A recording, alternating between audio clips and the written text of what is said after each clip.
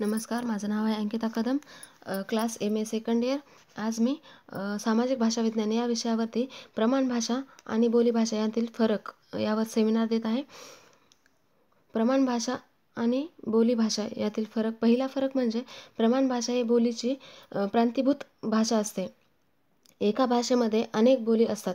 त्या सर्व बोली एकमेकांसोबत संपर्क साधण्यासाठी प्रमाण भाषेचा उपयोग करतात. जेव्हा दुसऱ्या भाषेतील व्यक्तीला एखादी भाषा शिकायची असते तेव्हा ती बोली शिकण्याऐवजी प्रमाण भाषा शिकते. त्यामुळे प्रमाण भाषा ही भाषेची बोली म्हटली जाते. प्रमाण भाषा व बोली यातील दुसरा फरक म्हणजे प्रमाण भाषा ही सर्व बोली बोलणाऱ्यांनी मान्य केलेली असते. प्रमाण भाषा ही राजकीय, शैक्षणिक, सामाजिक, धार्मिक इत्यादी कारणांमुळे सर्वांनी स्वीकारलेली असते.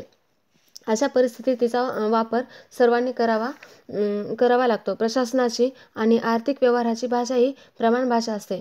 एखादा समूह प्रमाण भाषेला विरोध करत असेल तरी त्याला एकाच प्रमाण भाषेतून जावे लागते.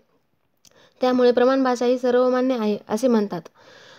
प्रमाण भाषा व बोली यातील तिसरा फरक म्हणजे प्रमाण भाषा ही मातृभाषा नसते, बोली ही मातृभाषा असते.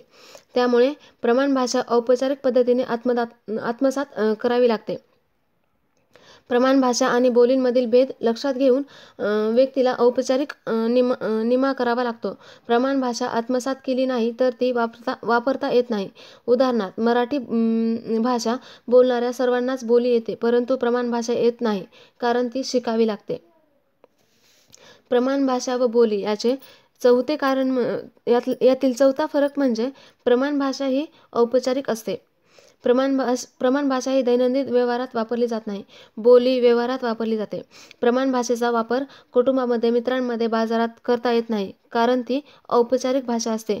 ज्या ठिकाणी तटस्थपणे निवेदन करायचे असते, ज्ञानात्मक मांडणी करायची असते किंवा तटस्थ औपचारिक व्यवहार करायचा असतो, अशा ठिकाणी प्रमाण भाषा वापरली जाते, ती औपचारिक मानली जाते. प्रमाण भाषा व बोली यातील पाचवा फरक म्हणजे एका भाषेत एकच प्रमाण भाषा असते.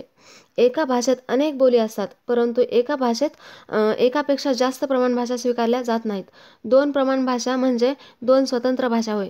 एक प्रमाण भाषा ही एका भाषेचे प्रतिनिधित्व करते. प्रमाण भाषा व बोली यातील सहावा फरक म्हणजे प्रमाण भाषा ही परिवर्तनशील असते. प्रमाण भाषा ही बोलीच्या तुलनेत स्थिर आणि अपरिवर्तनशील वाटत असली तरी ती सतत बदलत असते. सत्ता केंद्रानुसार प्रमाण भाषेचे केंद्रही बदलतात. उदाहरणार्थ, मध्ययुगामध्ये मराठवाडी बोली ही मराठीचे केंद्र होते, तर इंग्रजांच्या काळात पुणे आणि मुंबई हे प्रमाण मराठीचे केंद्र होय.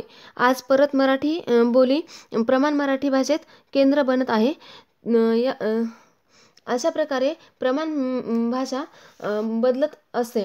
त्यामुळे इतर बोलीतील शब्द तसेच बोली भाषेतील शब्द सातत्याने स्वीकारले जातात. बोलीमध्ये परिवर्तन फार वेगाने होते, त्या तुलनेत प्रमाण भाषा हळूवार परिवर्तन स्वीकारते. अशा पद्धतीने प्रमाण भाषा व बोली भाषा यांतील फरक स्पष्ट करता येईल. धन्यवाद.